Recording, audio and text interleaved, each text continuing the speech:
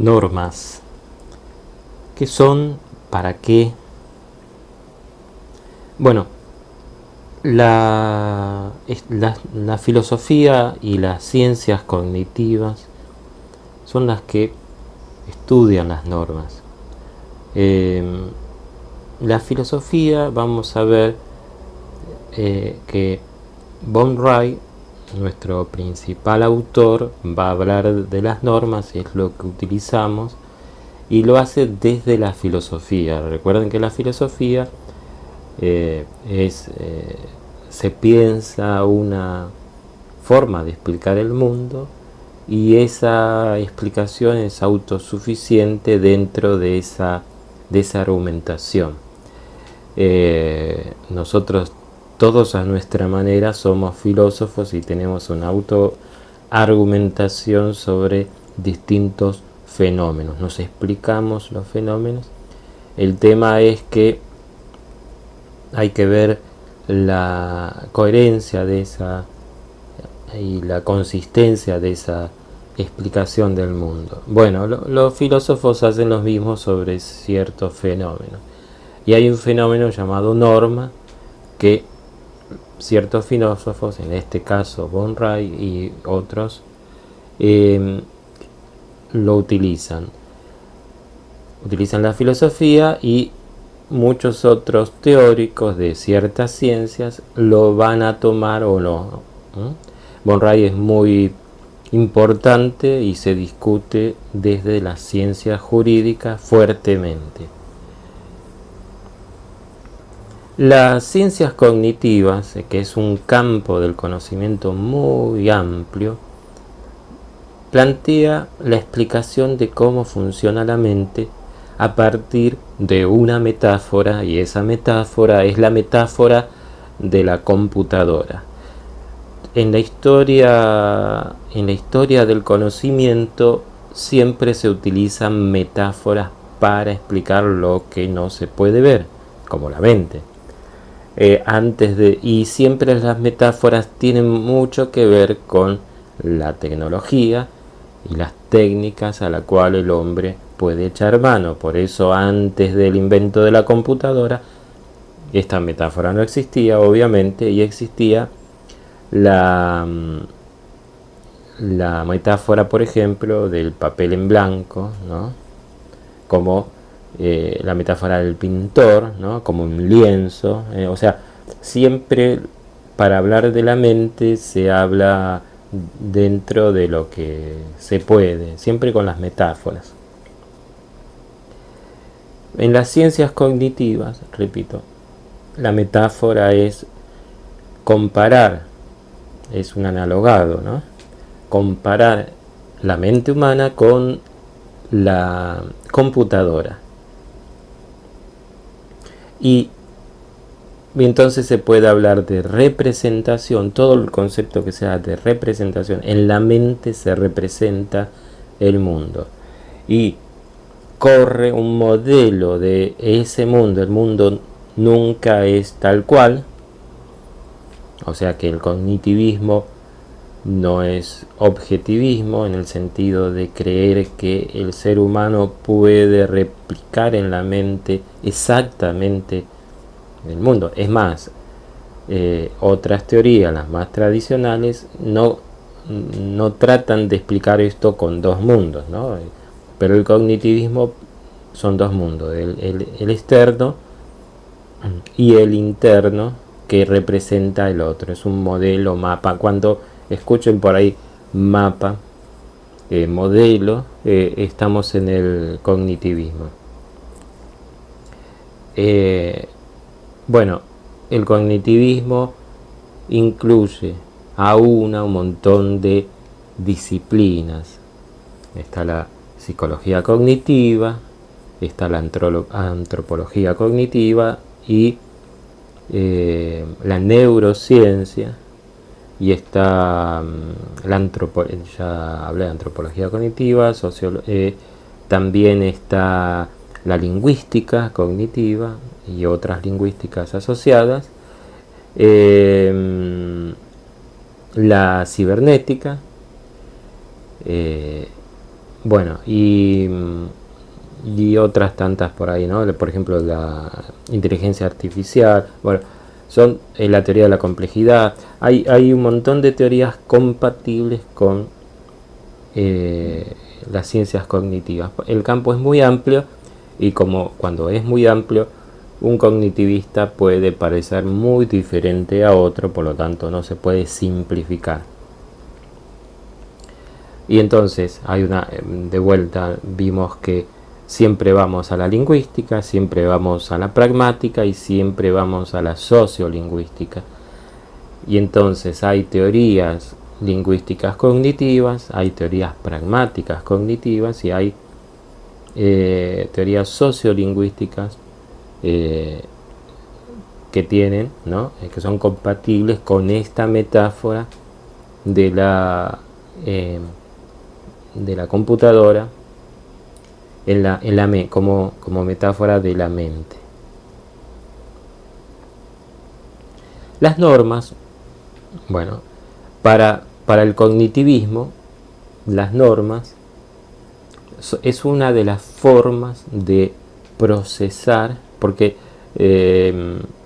una de las formas de procesar la información, porque el cognitivismo y las divisiones, hay como 7 u 8 formas de encarar el cognitivismo en términos generales, y depende cómo se plantee la forma de procesar dentro de la mente de el conocimiento. Está desde una postura lógica, o sea, reglas lógicas, y está desde la idea de normas. También hay modelos, hay otros, ¿no? No vamos a hablar de todas las posibilidades, y estas formas de concebir cómo funciona la mente, ¿no? Cómo se procesa la mente, también tiene que ver, también se combina, ¿no? También hay el concepto de heurísticas, algoritmos. Bueno, hay que ver cómo se combina eso, y depende cada escuela, inclusive ha corrido mucho tiempo del cognitivismo, y actualmente el cognitivismo plantea cosas muy diferentes que en sus comienzos. Nosotros vamos a empezar con el texto que tenemos, que es de Carlos Nino, que es un jurista, es un teórico del derecho, que simplemente toma y explica a von Rey. Y entonces empieza a hablar de, dice, hay una clasificación de las normas en 6 tipos distintos. Los principales y los secundarios. Hay 3 principales y 3 secundarios. Bueno, las normas tiene que ver con el deber, ¿no? Vamos a empezar por la primera y lo vamos a ir definiendo y mejorando o complejizando. El primer tipo básico es las reglas definitorias o determinativas. La definición obviamente habla de aquellas que determinan o que definen algo. Y da un ejemplo típico, que son las de juego, y acá dice, bueno, esas reglas definen el juego, si uno no las toma en cuenta ya el juego es otro. Pero vamos a empezar desde los ejemplos, porque vamos a dar un saltito más a esta pequeña definición. Von Rey tiene varios libros, y las normas las vamos a ver no solo como von Rey desde la filosofía aplicada al derecho, ¿no?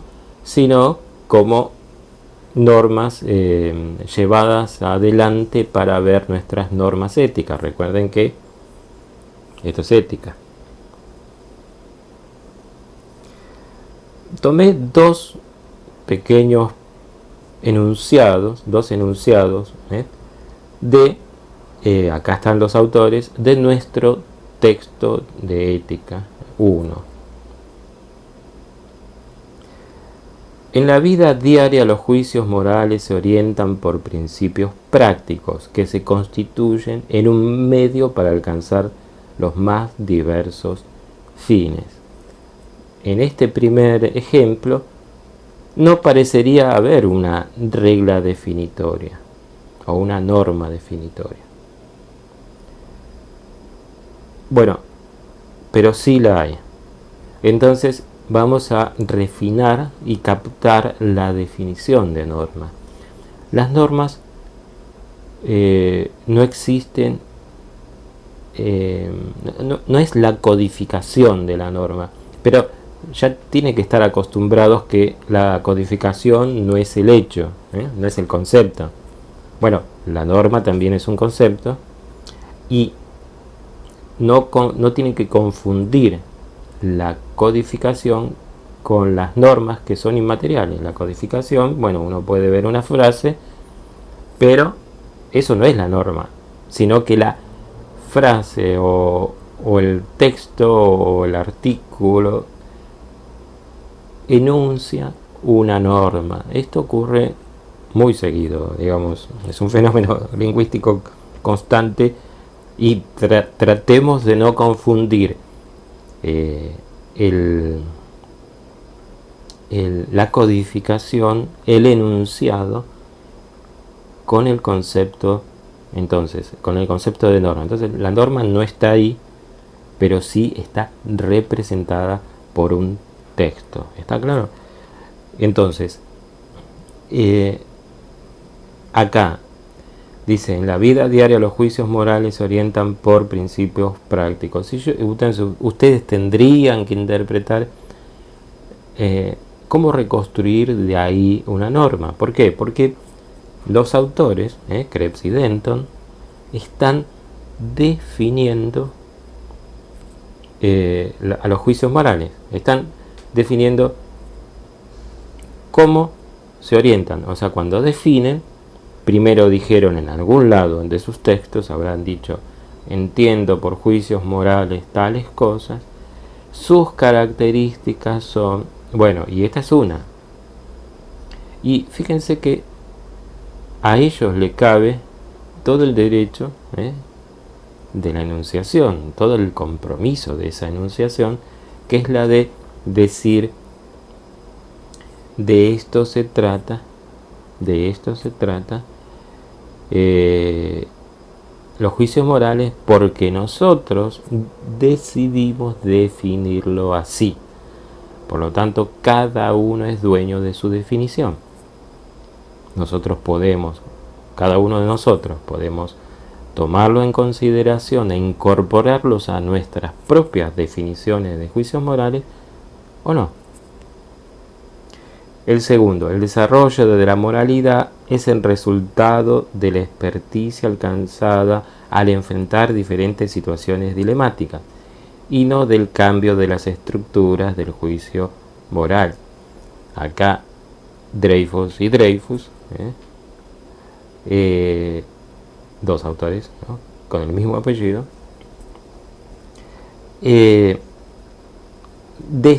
están definiendo de vuelta la moralidad y la están definiendo. No dicen qué es la moralidad, porque en algún lado lo habrán dicho, pero están construyendo. Entonces uno, si quiere reconstruir la definición de Dreyfus y Dreyfus sobre la moralidad, acá tiene un elemento que es una de sus características. Cuando uno define a partir de una definición básica, esto es, y luego las características se originan, etcétera, etcétera. ¿Está? Entonces, las normas definitorias es el armado, y vamos a ver, es una especie de modelo conceptual que tiene un montón de este tipo de normas. La principal sería una que diga, entiendo por juicio moral tal, tal, tal cosa. Pero como son normas, siempre recuerden que cuando enuncia entiendo que está diciendo, está diciendo los juicios morales se deben definir de tal manera. Hay un deber ser acá. Deber ser si está de acuerdo con este autor. O sea, esto en argumentación se llama plantear o crear, iniciar una comunidad comunicativa. Por ejemplo, si uno entra en la comunidad comunicativa del psicoanálisis, debe tomar en cuenta la definición de Freud de cada uno de sus elementos.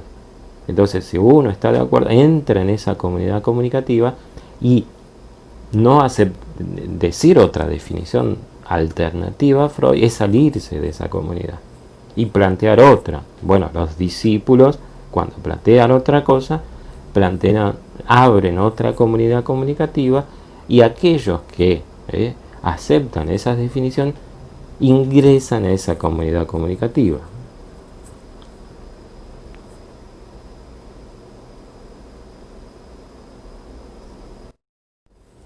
Reglas técnicas.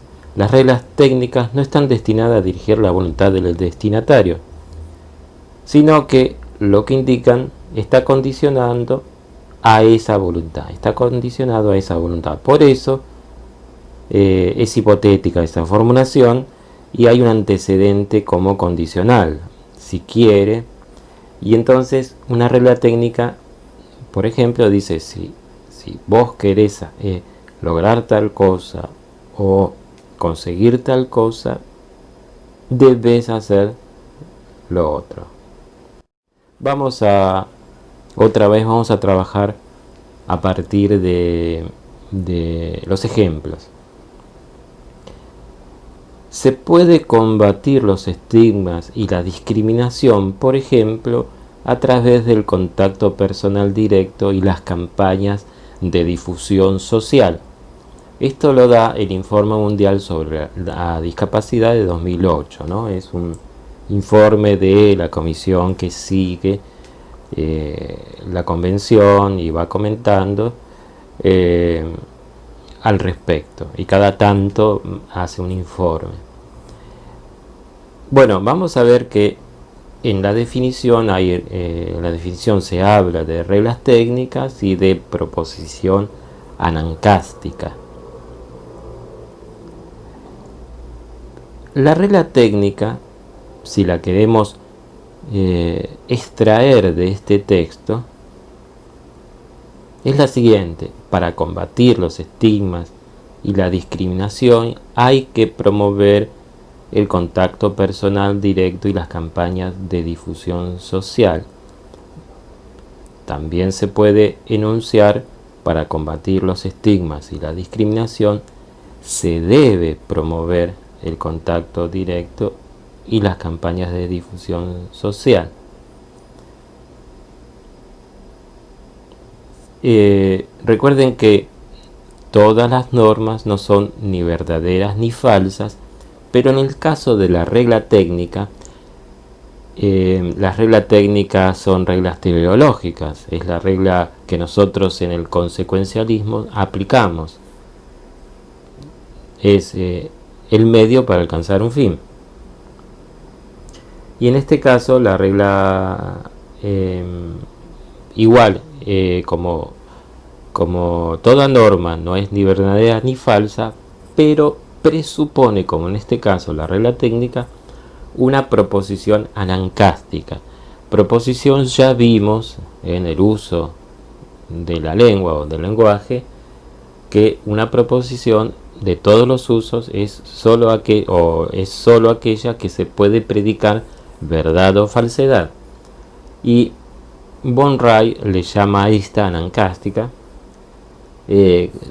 por una cuestión etimológica. No hace falta analizarlo demasiado, pero sí simplemente retener el tema de que hay una proposición ahí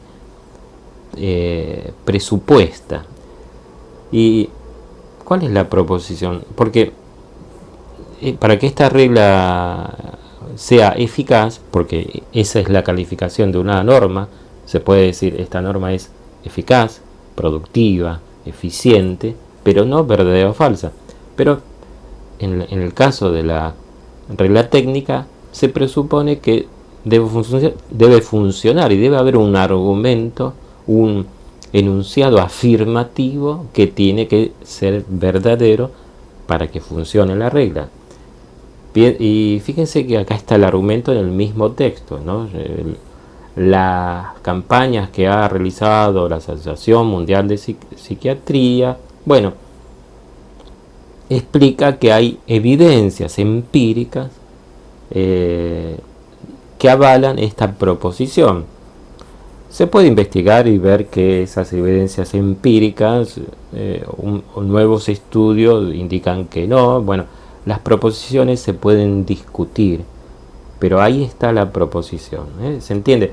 Y como para que capten la idea de norma, la norma no está ahí, pero se puede extraer e interpretar esta norma de este texto, ¿no? Ahí donde yo enuncio esa regla técnica, no estaba en el texto original, pero se puede reconstruir del texto, y en el texto se puede reconstruir la regla técnica y la proposición anancástica.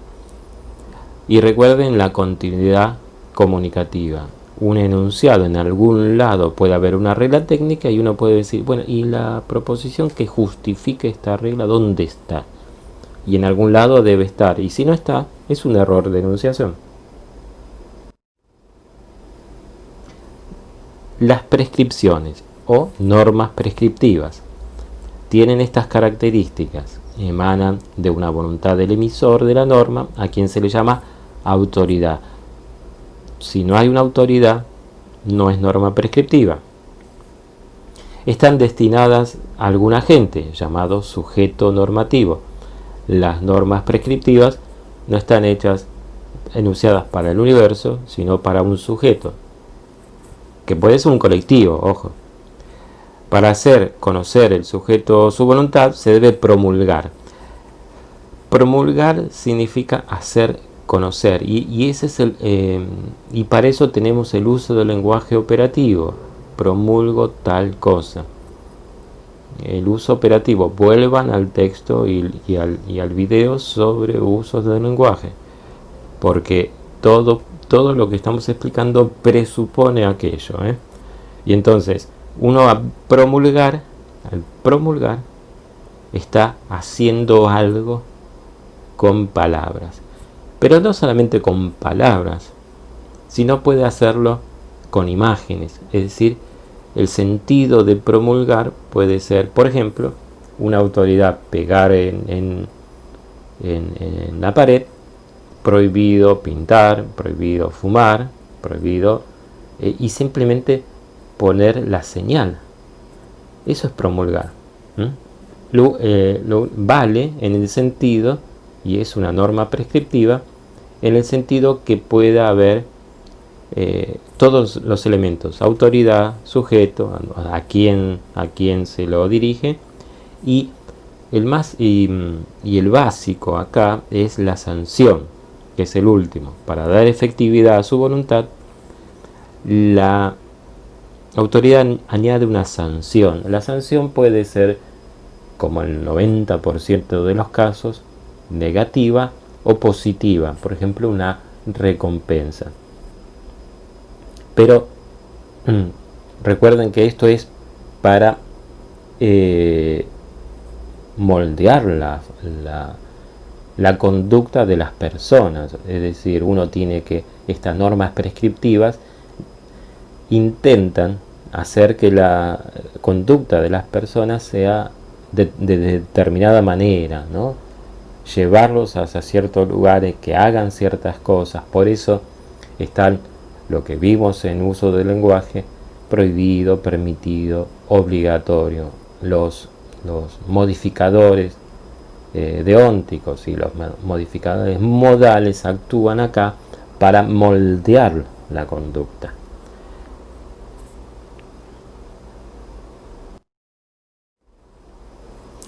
Un ejemplo. Este es el artículo 8 de la ley 25.689 del 2003, que el Estado Nacional como sujeto y las empresas del Estado, las empresas privadas y las empresas privadas concesionarias están obligados, ahí aparece el sujeto, ¿a qué? A cierto porcentaje de trabajo para las personas con discapacidad.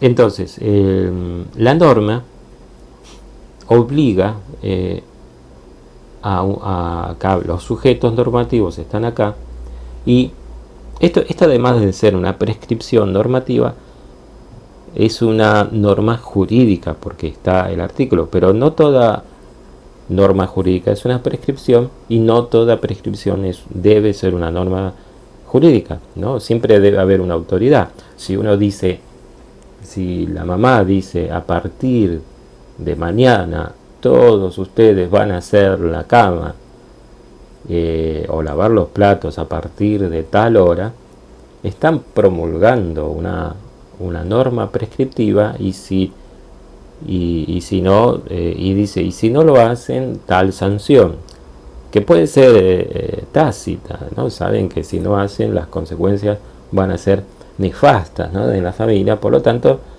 se impone esa voluntad. Bueno, eso es una prescripción normativa y no es una norma jurídica.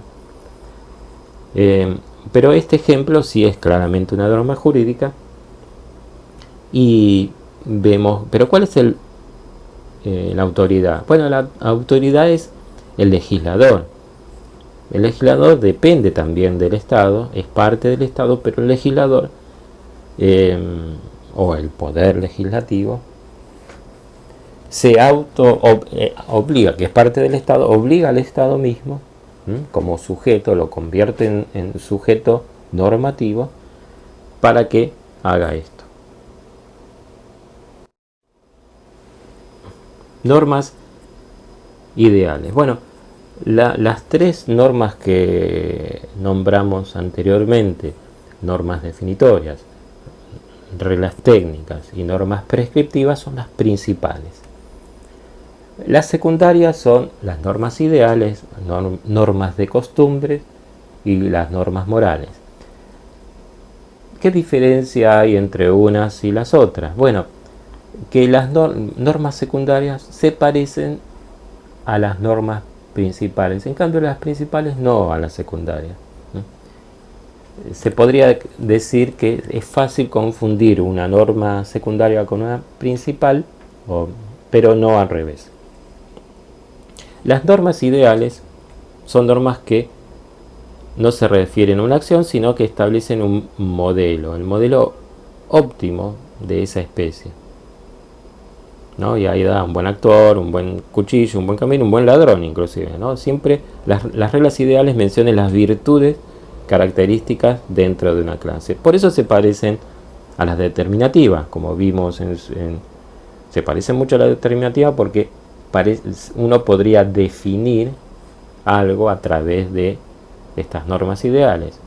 También se parecen a las normas técnicas. ¿Por qué se parecen a las normas técnicas? Porque uno, utilizando las normas ideales, puede saber cómo ser, por ejemplo, un buen intérprete, ¿no? O sea, si usted quiere ser un buen intérprete, y fíjense, buen intérprete, normas ideales, debe hacer esto, esto, esto y esto. Y fíjense los ejemplos. El intérprete que se precie de tal debe tener competencia en las dos lenguas que pone en contacto. Que la expresión, siempre las ideales se diferencian de las técnicas porque le dan un plus de excelencia, o el mejor, o el modelo. Y el enunciado acá dice el intérprete que se precie de tal, esa fórmula que se precie de tal implica el nivel máximo, por eso es ideal, porque si no sería el intérprete debe tener competencia en las dos lenguas, y entonces uno puede decir, bueno, ¿esta qué es? ¿Prescriptiva o técnica? Pero jamás confundirlo con una norma ideal, pero sí la ideal se parece a la técnica, ¿eh? ¿Pero por qué? Porque acá hay una frasecita, un giro, ¿no? Que es se precie de tal, que lleva al máximo, ¿no? Bueno, nuestra próxima cantante debe ser hermosa, de una espectacular figura, encantadora, aceptar halagos de gente influyente del medio, tener mucho dinero para financiar nuestros inicios o aceptar más halagos, o tener un buen padrinazgo, traer buena suerte y, si es posible, cantar bien. Bueno, esta frase, con cierta ironía, también es una norma ideal tomado con cierta, ¿no? Con cierto pragmatismo irónico, ¿no? Y hasta desencanto, ¿no? Pero también está indicando qué sería, qué garantizaría, por ejemplo, si el que habla es un productor o que quiere tener éxito, o una banda que se está organizando y dice, bueno, vamos a elegir cantante porque vos y yo cantamos mal y lo peor de todo, somos feos, y necesitamos una cantante para vender. Bueno, estas son las reglas del mercado, y entonces una banda ideal va a tener una cantante ideal que tiene que tener estas características. Esa idealidad puede ser diferente, qué sé yo, desde otra perspectiva, ¿no? Yo quiero, ¿no? Para otro tipo de, de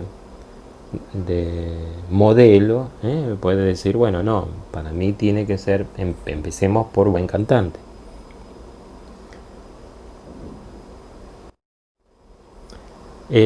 Costumbres son especies de hábitos. ¿Qué son los hábitos? Los hábitos son conductas regulares en circunstancias análogas, pero las costumbres son especies de hábitos, es decir, del conjunto general de hábitos, algunos dentro de ese conjunto, algunos son costumbres, algunas son costumbres, algunos hábitos son costumbres. Las conductas que la integran son compartidas por la comunidad. Entonces, primer dato, dentro del conjunto de los hábitos, que los hábitos son todos, son conductas regulares en las mismas circunstancias, aquellas conductas aceptadas o compartidas por un grupo, comunidad puede ser un montón de gente, una familia o dos personas, ya esas son costumbres, ¿no? Si no, los hábitos, si lo entendemos así como si fuese la teoría de los conjuntos, ¿no? Dentro del gran conjunto de los hábitos hay hábitos propiamente dichos y costumbres. Los hábitos propiamente dichos son esos hábitos individuales, en cambio las costumbres son sociales.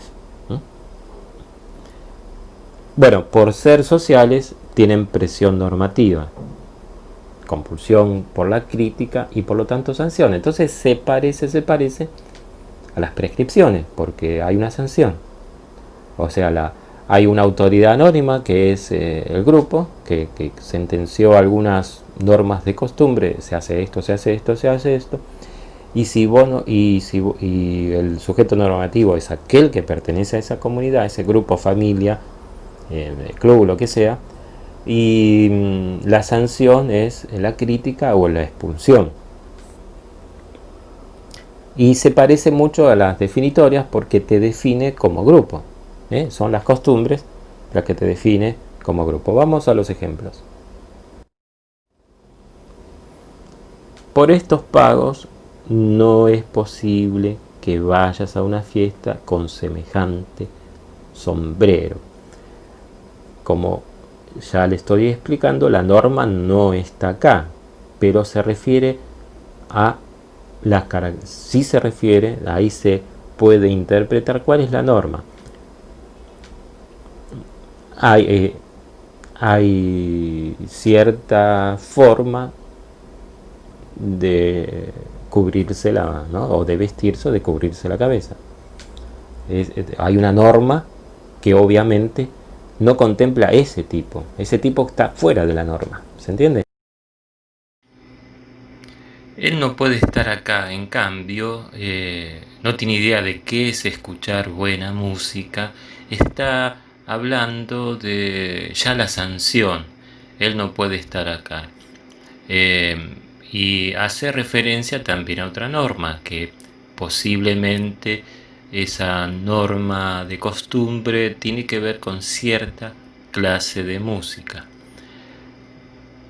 El otro ejemplo no tienen una ideología predefinida y por lo general son apolíticos, aunque no hay ninguna regla fija respecto a las tendencias violentas a pesar de su indumentaria. En realidad es una cultura predominantemente pacífica. Acá no hay tampoco una norma acá expresada, sino simplemente es una descripción de las normas de costumbre. Y entonces ahí tenemos esa referencia descriptiva de una norma que no sabemos, que es descriptiva y que tiene que ver con las características. Entonces, desde este punto de vista, las reglas de costumbres se parecen a las determinativas o definitorias porque definen con estas características de cómo es esta tribu urbana. Finalmente, no voy a aceptar ir a un hotel, obviamente no de turismo, la segunda vez que salimos, sí la tercera, parece ser un hábito, porque no parecería ser una regla de costumbres. También uno podría decir, bueno, hay una especie de regla moral que está atravesando esto, sí, uno puede decir eso, pero como regla de costumbres parece ser más un hábito, y los hábitos son individuales. Sobre esto es contextual, por ejemplo, usar saco y corbata en cierta época para ir a bailar, en otra, bastantes años atrás, era necesario como una costumbre. La crítica era tal que si no ibas con saco y corbata no conseguías bailar con nadie. En cambio, en otros medios actualmente o en otros lugares, eh, por ejemplo en una universidad, que el profesor vaya con saco y corbata puede ser un hábito, algunos sí, otros no. Si no hay crítica, no es, si no hay crítica, deja de ser una costumbre y empieza a ser un hábito. Entonces, según la época, esto puede ser bastante distinto. Entonces, resumiendo, acá en los ejemplos vemos que se refieren a, normas de costumbre. Las normas de costumbres pueden parecerse a, ¿cómo es? A las prescripciones porque tienen una sanción por la crítica, y como ustedes ven acá hay un par de ejemplos de esa crítica.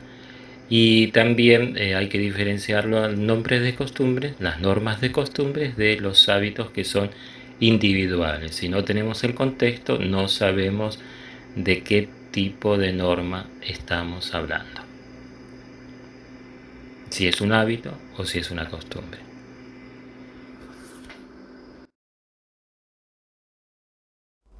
Bueno, pasemos al último, que son las normas morales. Bueno, ¿Qué son las normas morales? ¿Cuáles son? ¿Cómo son?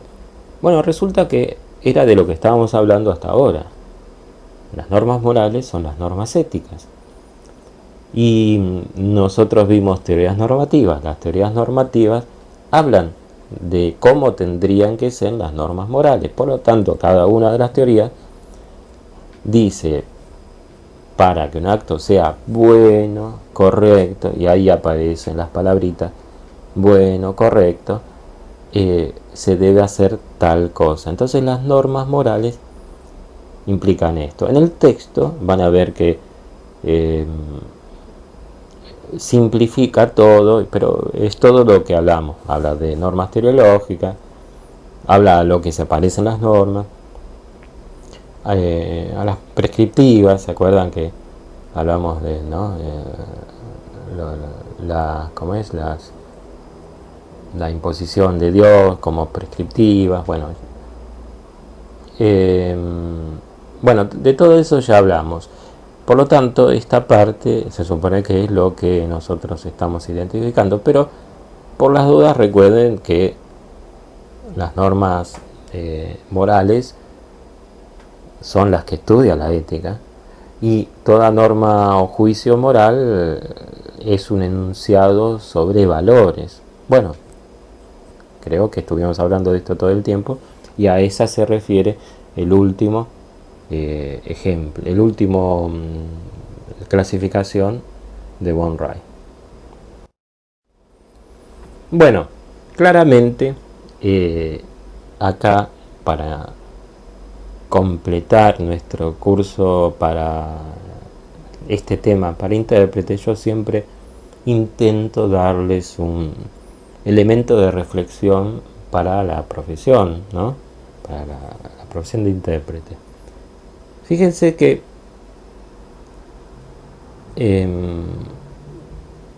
el primer, ahí vimos como en su momento con el egoísmo, que vimos como 7 ¿no? conceptos, 6, 7 conceptos distintos.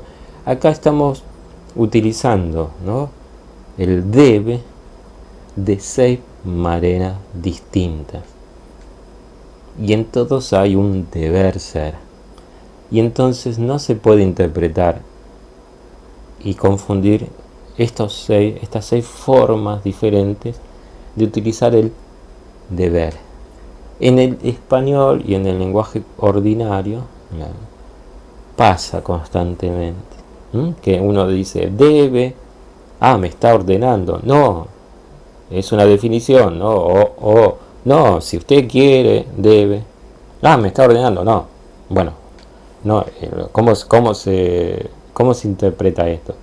Debe, regla técnica, y el otro dice, no, me está ordenando, es decir, norma prescriptiva, y entonces, no, es una norma, es una regla técnica. Si usted quiere, debe hacer esto. Me vuelve a ordenar. Bueno, de estas discusiones van a haber infinitas. Bueno, traten de entender y a interpretar que debe no es lo mismo que debe, y recuerden que la seña no tiene que ser igual, o la construcción. Acá la construcción conceptual debe apuntar a cosas distintas. Que debe no es igual que debe, tampoco debe es igual que debe, y tampoco debe es igual que, y así 6 veces, ¿no? Bueno, gracias.